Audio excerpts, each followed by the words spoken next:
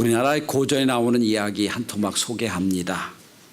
의좋은 형제가 먼 길을 떠납니다. 그런데 길을 가다가 아무도 없는 길에서 큰 금덩어리 2개를 보게 됐습니다.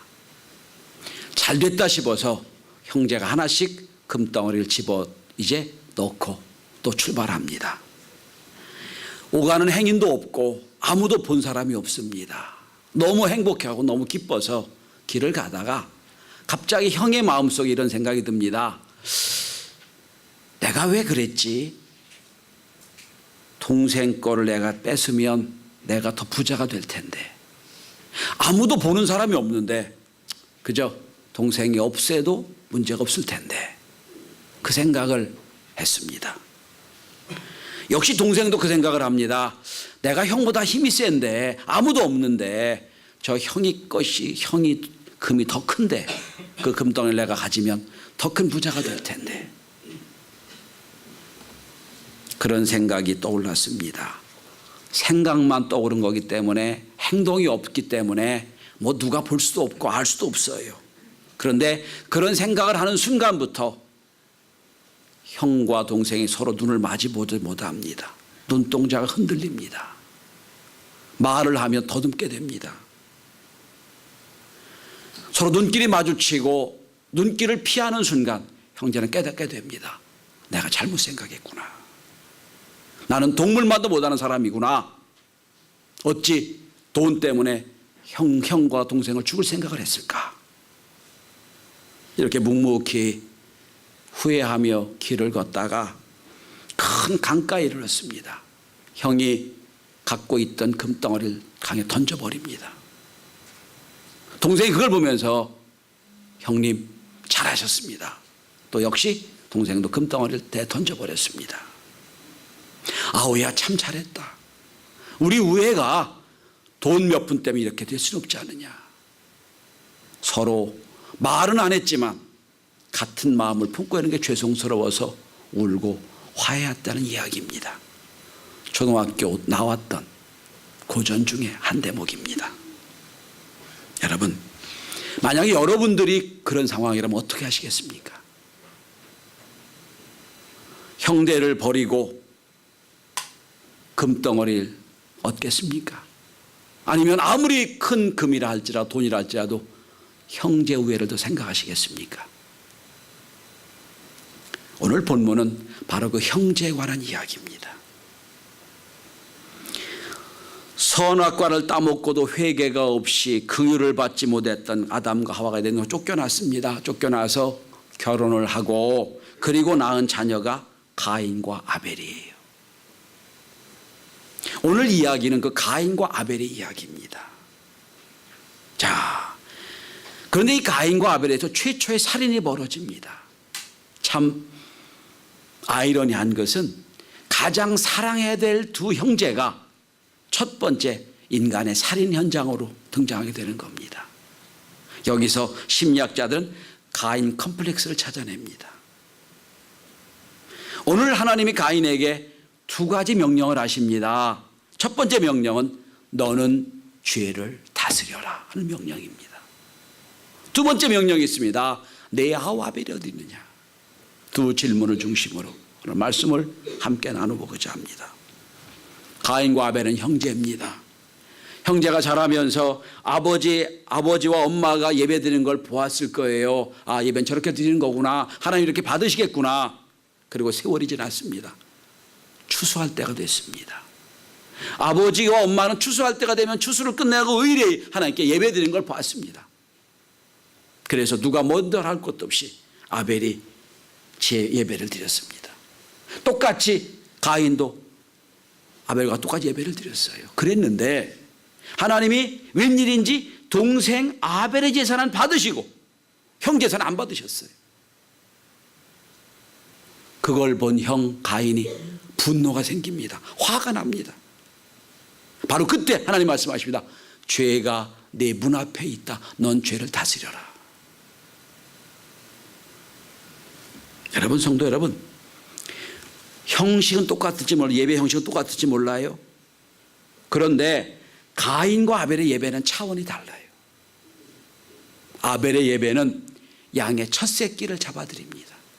성경은 첫 새끼라고 분명히 나와 있습니다.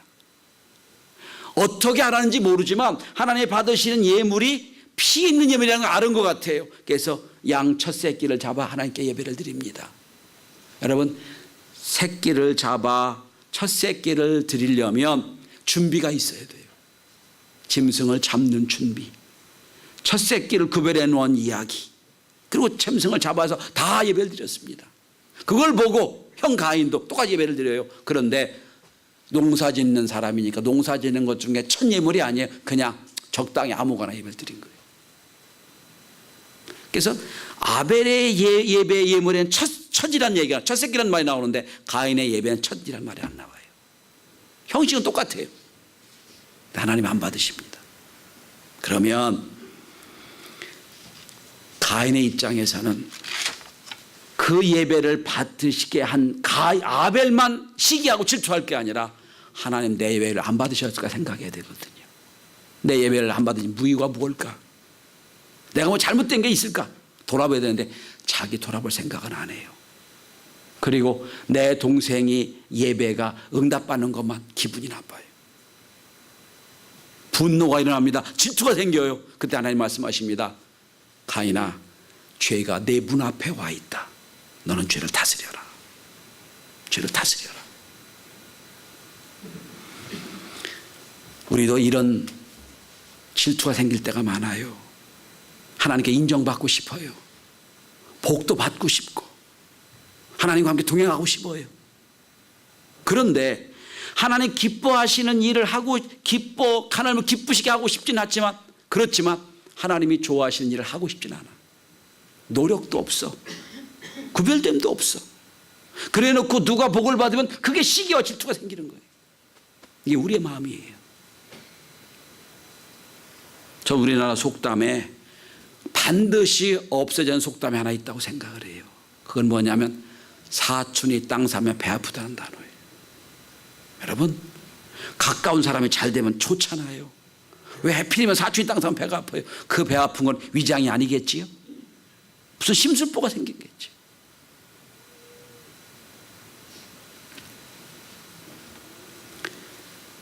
유명한 소설가 존 스타인백이라는 소설가가 있죠. 분노의 포도를 쓰고 또 에덴의 동쪽이라는 저 어릴 때 아주 유명한 영화였습니다. 이 에덴의 동쪽이라는 영화를 만들면서 비망록을 썼어요. 근데 그 존 스타인백이 에덴의 동쪽을 쓰면서 참고한 게 오늘 본문입니다. 그는 성경에서 깜짝 놀랐다는 거예요. 아, 죄인인 인간 속에 죄를 다스릴 수 있는 능력도 있구나. 아, 우리가 죄졌다고 죄가 있으니까 항상 죄로 넘어지는 게 아니라 하나님 우리를 죄를 통제하고 죄를 관리하고 죄를 이길 수 있는 능력도 주셨구나. 여기서 은혜 받았다는 거예요. 그리고 쓰기 시작한 것이 뭡니까? 에덴의 동쪽이에요. 오늘도 여러분, 하나님 어쩔 수가 없었습니다. 합리화하는 게 아니라 하나님 죄 지을 상황이 있었지만 나 죄 안 지었습니다. 말씀을 지켰습니다. 이렇게 자랑스럽게 고백할 수 있는 하나님의 자녀가 될 수 있기를 바랍니다. 오늘 하나님이 아벨에게 가인에게 말씀해, 너는 내 죄가 네 문 앞에 있다. 그런데 넌 죄를 다스려라. 매 주일 예배는 하나님, 내가 한 주간 동안 살면서 죄 지을 수 환경이 있었지만 죄 짓지 않고 살아왔습니다. 하나님 영광 받아 주옵소서. 그런 고백이 있어지는, 승리의 격을 올리는 그런 주일이 되될 줄 압니다. 물론 죄를 짓고 와도 하나님 용서해 주세요. 그러나 이왕이면 죄 짓지 말고, 죄를 지을 상황이 됐지만 하나님 앞에 내가 믿음으로 살아 승리한 이야기도 올려드리는 우리 경식교회 소호들이 될 수 있기를 바랍니다. 그런데 어떻게 됐습니까? 가인이 그만 그 질투에 눈이 멀어서 자기 동생 아벨을 쳐 죽였어요. 저 지난주에도 아담에게 하나님 물으신 말씀을 함께 나눴습니다. 아담아, 내가 어디 있느냐? 몰라 부르신 게 아니지요. 알고 계세요. 하나님 말씀을 어기고 선악과를 따먹고 숨어 두려워하고 있는 아담 어딘 줄 아세요. 근데 물으셨잖아요. 무슨 얘기인가? 네 현주소를 깨달으라는 말씀이에요. 그리고 주 앞에 긍휼을 구하라는 말씀인데 한마디도 회개가 없고 긍휼이 없어요. 결국 쫓겨났지 않습니까? 오늘도 하나님은 가인이 아벨을 죽인 거 아세요? 알면서 물으십니다. 내 아우 아벨이 어디 있느냐? 이 가인과 아벨의 이야기는 인류의 최초의 살인 사건도 얘기하고 있지만 사실 인간성에 관한 근본적인 이야기를 많이 해주고 있는 겁니다. 이 형 가인이라는 이름은 획득하다, 장사하다라는 의미를 가진 카나라는 동사에서 나온 이야기, 명사입니다. 그러니까 성경에서 이 얘기를 하는 겁니다. 형 가인은 이미 모든 걸 가지고 있는 사람, 이미 능력 있는 사람이라는 뜻입니다. 대신 아벨이라는 뜻이 뭡니까? 허무한 자, 없어지는 자라는 뜻이. 그러니까 갖지 못한 자라는 뜻입니다. 이미 성경은 가진 자와 갖지 못한 자를 배비해 놓고 있어요. 하나님이 가인에게 물으세요. 가인아, 너는 이제부터 가진 자니까 없는 자, 허무한 자, 잊지 못한 아벨을 책임져 준 자가 되라는 말씀이에요. 그렇게 물으시는 거예요.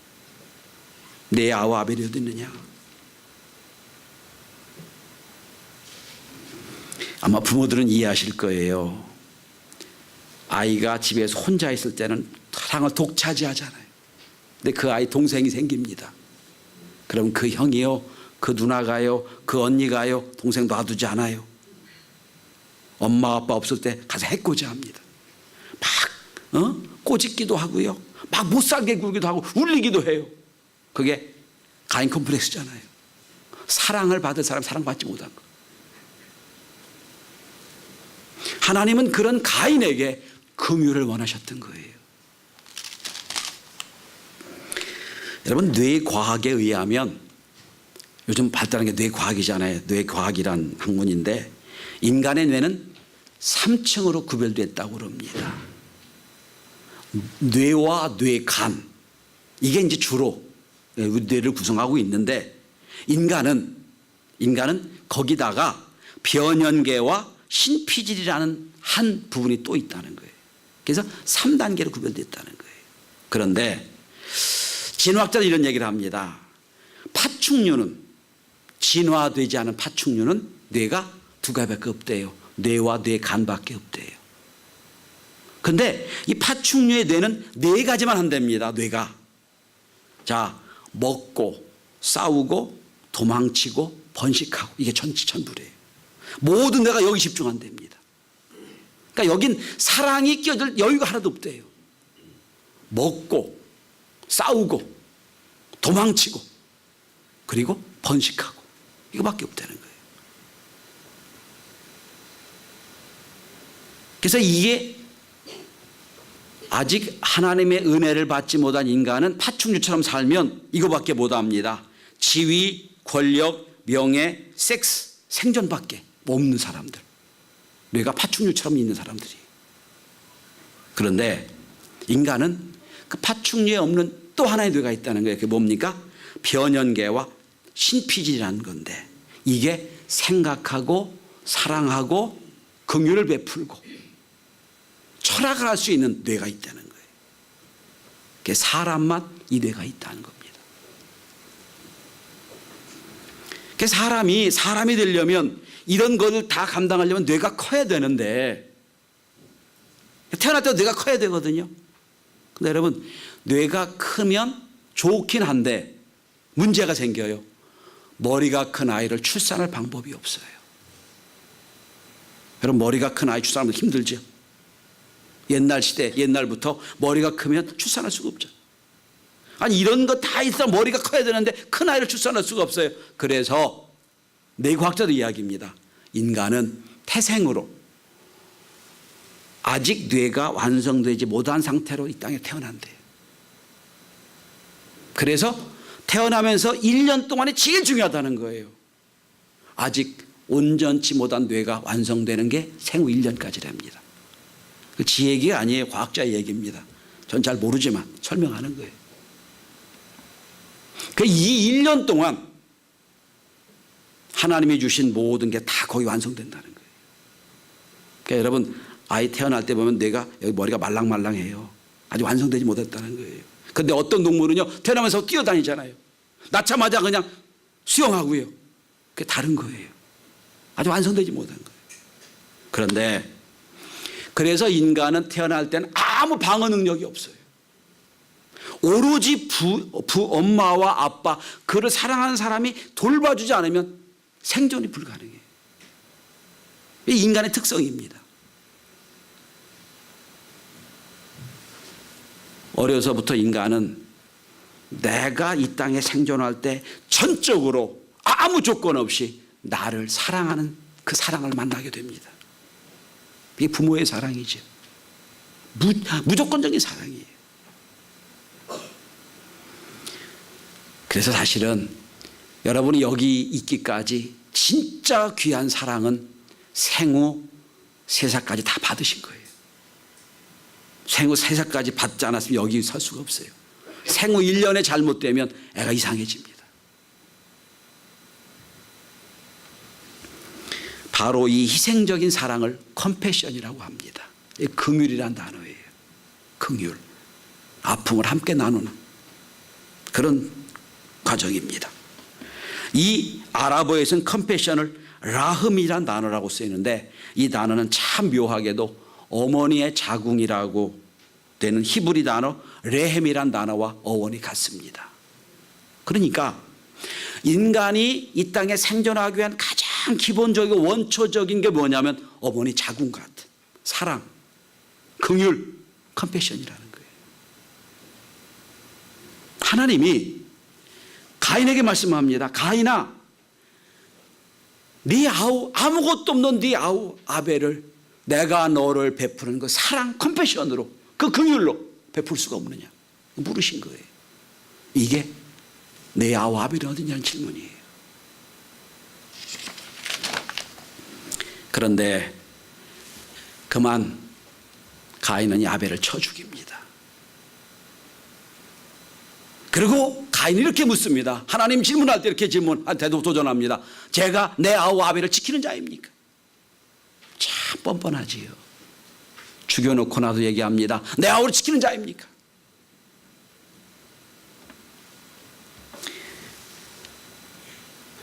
지난주도 말씀드렸습니다. 서울대 종교학과 배철원 교수가 쓴 신의 위대한 질문이라는 책을 보면 내가 내 아우를 지키는 자입니까? 라는 질문에 제대로 대답한 한 인간을 소개합니다. 누구냐면 현재 미국 대통령 버락 오바마 대통령입니다. 2004년 7월 미국 민주당 전당대회가 열려서 민주당 대통령 후보를 세우는 대회가 열렸고 그때 존 캐리 상원의원을 미국 대통령 후보로 세우는 일을 합니다. 그때 존 캐리 상원의원을 대통령 후보로 만드는 지지연설을 한 사람이 버락 오바마 그때 변호사였습니다. 상원의원 처음 시작했던 사람이에요. 아무도 전국에 몰랐던 사람이에요. 그 사람이 있은지도 몰랐고요. 흑인이었고 아무 관심도 없었어요. 언론에서는. 그런데 그때 그 연설을 통하여 오바마는 세계적인 인물이 됩니다. 그 연설을 잠깐 소개합니다. 만일 시카고 남부에 글을 읽지 못하는 소년이 있다면 그 아이가 제 아이가 아닐지라도 제게는 그 사실이 중요합니다. 만일 어딘가 약값을 지불하지 못하는 노인이 의료비와 월세 중 하나를 선택한다고 고민한다면 그녀가 제 할머니가 아닐지라도 제 삶마저 가난하게 될 겁니다. 만일 어떤 아랍계 미국인이 정당한 법적 절차 없이 체포된다면 그것은 제 시민권에 대한 침해라고 생각이 됩니다. 아무도 생각하지 못했던 얘기를 합니다. 조용해집니다. 그때 그는 그런 연설을 이어갑니다. 저는 다음과 같은 근본적인 믿음이 있습니다. 저는 제 동생을 지키는 자입니다. 저는 제 할머니를 지키는 자입니다. 제 여동생을 지키는 자입니다. 바로 이 나라가 작동하게 하는 그것은 제가 어려운 사람, 힘든 사람을 지키는 자가 될 때 이 위대한 미국이 되는 것입니다. 그 연설에 다 기립박수를 쳤습니다. 바로 오바마 대통령의 그 연설이 오늘 본문의 4장 9절에 근거한 단어입니다. 네 아와 아벨 어디 있냐는 질문에 내가 지키는 자입니까? 라고 하지 않고 예, 제가 제 동생을 지키는 자입니다 라고 한 그 연설, 그 연설을 통하여 오바마가 대통령이 된 겁니다. 아벨은 그렇게 형 가인의 질투 때문에 희생양에 대해 죽임을 당했습니다. 그리고 나 10절을 주목해 보십시오. 내가 내 아우를 지키는 자입니까? 라고 하나님께 도전했던 그 가인의 대답에 하나님 이렇게 말씀하십니다. 내가 무엇을 하였느냐? 내 아우 핏소리가 땅에서부터 내게 호소하느니라. 알고 계세요. 아무 잘못 없이 죽임을 당한 아벨의 피가 하늘에서 땅에서 하나님께 호소한다는 거예요. 내가 듣고 있다. 성도 여러분, 깊이 생각해 보면 우리의 질투 때문에, 우리의 편리함 때문에, 우리의 이익 때문에 얼마나 많은 영혼을 병들게 했는지 몰라요. 얼마나 많은 영혼을 상처받게 했는지 몰라요. 얼마나 많은 영혼들이 교회로 향하다가 다 세상으로 돌아간지도 몰라요. 그리고 어떤 영혼은 우리가 구원하기 전에 이미 땅에 묻혀 있는 사람인지 몰라요. 우리는 이렇게 말할 겁니다. 내 잘못이 아닙니다. 어쩔 수가 없었습니다. 내 죄가 아닙니다. 란 합리화할지 몰라요. 그러나 그들의 흘린 피가 지금도 하늘에 호소하고 있을 겁니다. 이제 우리가 그렇게 질투하고 그렇게 싫어했던 그 형제들을 돌봐야 될 때입니다. 바로 오바마 대통령이 내가 내 동생을 지키는 자입니다 라고 자기를 드러내고 새롭게 시작했던 것처럼, 예, 맞습니다. 제가 질투했던, 제가 싫어했던, 제가 미워했던, 그래서 그 사람 잘못해도 좋겠다고 생각했던 그 사람을 우리가 돌봐야 될 때입니다.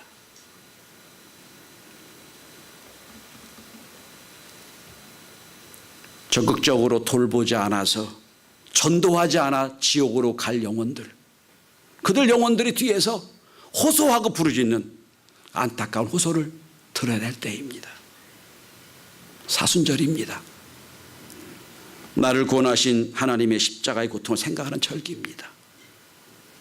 아무 조건 없이 나를 위해 돌아가신 주님, 나는 여러 조건을 달고 나에게 은혜 받은 나에게, 구원받은 나에게 아무 조건 없이 널 구원했으니 너도 아무 조건 없이 내 형제 자매를 돌아보라는 그 주님의 명령에 정직하게 반응해야 될 때입니다. 내 아우와 아벨이 어디 있느냐? 근데 성도 여러분, 똑같은 환경에서 똑같은 형제가 있었지만 역전한 관계가 또 하나 있습니다. 에서와 야곱의 관계예요. 가인과 아벨은 형이 아벨을 쳐 죽이로 끝났지만 형 에서한테 모든 걸 빼앗은 아벨, 형이 죽이자고 덤비자 아벨은 고향을 떠나 20년 동안 방황합니다. 방황하고 20년 후에 고향으로 돌아옵니다. 고향으로 돌아오는 결단을 하고 돌아오는데 형 에서가 400명의 군인을 데리고 온다는 소식이 들려요. 죽이려고 단다는 소식이 들려요. 깜짝 놀라서 그 밤 모든 가족과 재물을 다 먼저 보내고 야복강에서 하나님과 씨름을 합니다. 기도의 씨름을 해요. 하나님이 바꾸지 않으면 내가 갈 수가 없습니다. 보관 주시면 갈 수가 없습니다. 막 애달 기도합니다. 하나님이 환도뼈를 칩니다. 절개되지요. 심리학적으로 환도뼈를 쳤다는 얘기는 과거를 극복하지 못하고 과거 지니고 산다는 뜻이라고 합니다. 그리고 나서 하나님께 은혜를 받습니다.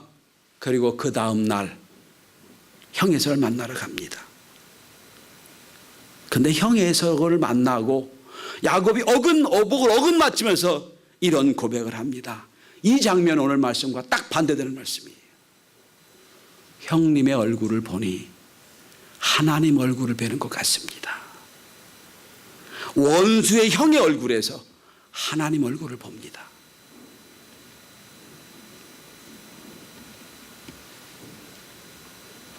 야곱은 형을 원수로 보는 게 아니라 하나님의 얼굴로 보았다는 뜻이에요. 독일 신학자이면서 순교당한 본 해퍼는 이 장면을 이렇게 설교했습니다. 제가 번역된 설교문을 그대로 한번 읽어보겠습니다. 하나님을 발견한 사람은 또한 형제를 발견할 수 있습니다. 형제를 발견하지 못한 사람은 하나님도 발견할 수 없습니다. 우리가 모든 형제들 속에 하나님을 발견할 수 있도록 하나님은 친히 그리스도 안에서 우리에게 형제가 되어 주셨습니다. 전 이제 이 설교를 들으면서 얼마나 감동했는지 몰라요. 여러분, 형제 얼굴 속에서 하나님의 얼굴을 보게 될 때 주여 형제를 섬기는 은혜를 회복할 수 있을 겁니다. 이 사순절에 주님의 질문을 한번 대답해 보시기 바랍니다. 내 아우 아벨이 어디 있느냐? 내가 내 아우를 지키는 자입니까? 라고 항변하기 전에 그 형제 얼굴 속에서 하나님의 얼굴을 배우는 귀한 시간이 될 수 있기를 바랍니다. 기도합니다.